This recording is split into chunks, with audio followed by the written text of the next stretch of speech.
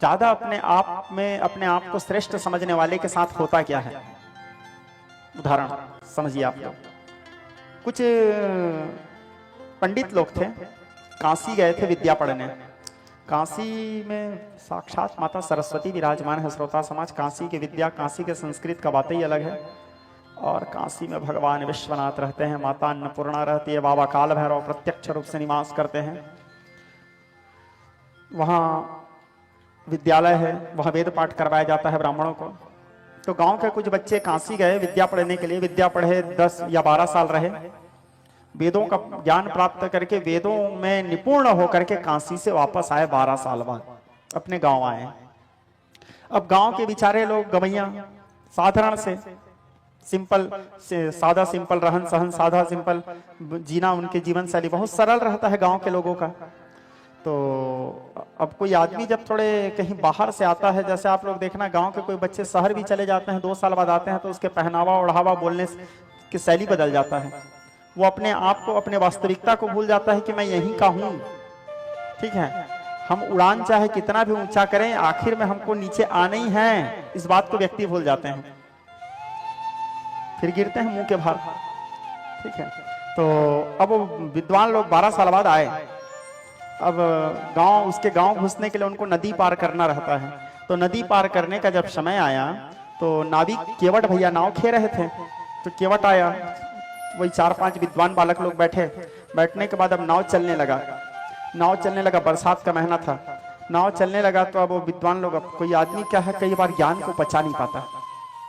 ज्ञानी बनना बहुत बड़े बात नहीं है, ज्ञानी बनने के बाद उस ज्ञान को पचा पाना बहुत बड़ा बात है। कहीं भी बैठ गए और शुरू हो गए तो फिर गए। श्रोता वक्ता ज्ञान निधि कथा राम के गूढ़। जब तक के योग्य स्थान न मिले, जब तक के योग्य श्रोता न मिले, तब तक के गूढ़ रहस्य को नहीं बोलना चाहिए। कहीं पे भी बैठ के भगवत चर्चा शुरू नहीं कर देना चाहिए। ऐसे नहीं कि कुछ याद हो गया, 2-4 चौपाई याद हो गया, मानस के 2-4 गीता के श्लोक याद हो गए, तो अपने आप में श्रेष्ठ सिद्ध करने के लिए कहीं पे भी भड़र भड़र शुरू हो गए। जब बोलो तभी जब आपके बोलने का महत्व है, अनावश्यक नहीं।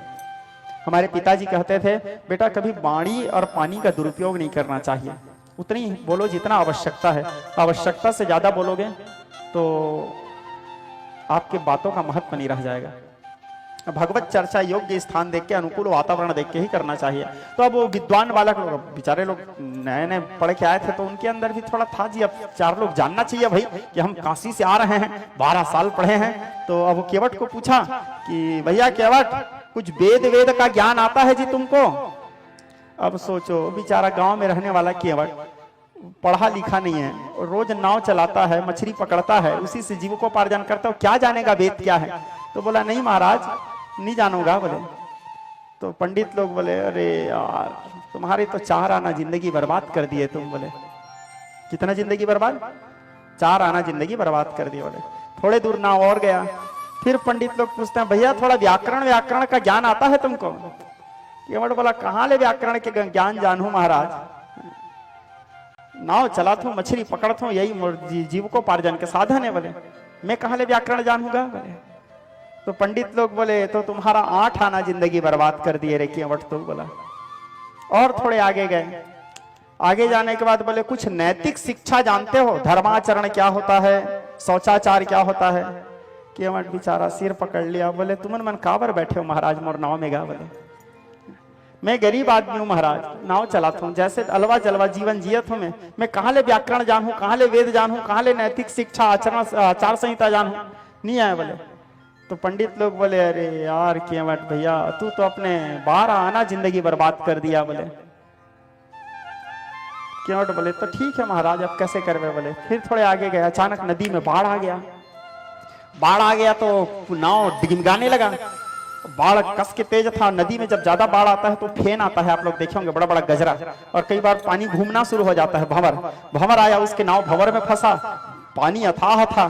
तो केवट पूछता है, महाराज हाँ तौरे बर आतेगा? बोले महाराज लोग बोले नहीं भैया नहीं आता। बोले मेरे तो 12 आना तक की जिंदगी खराब था, आपका तो 16 आना जिंदगी एक साथ खराब। बोले ठीक है। वो केवट मारा छलांग, तो केवट को तो आता था तैरने, निकल के चला गया। वो 5 पंडित वहीं डूब के मर गए। कहने का तात्पर्य वो केवट का हुनर था, तो कोई व्यक्ति कभी साधारण नहीं हो सकता, भगवान सबको कोई ना कोई हुनर दे के भेजते हैं, इसलिए सभी के साथ समान प्रेम करना चाहिए, सबको, किसी को छोटा बड़ा नहीं।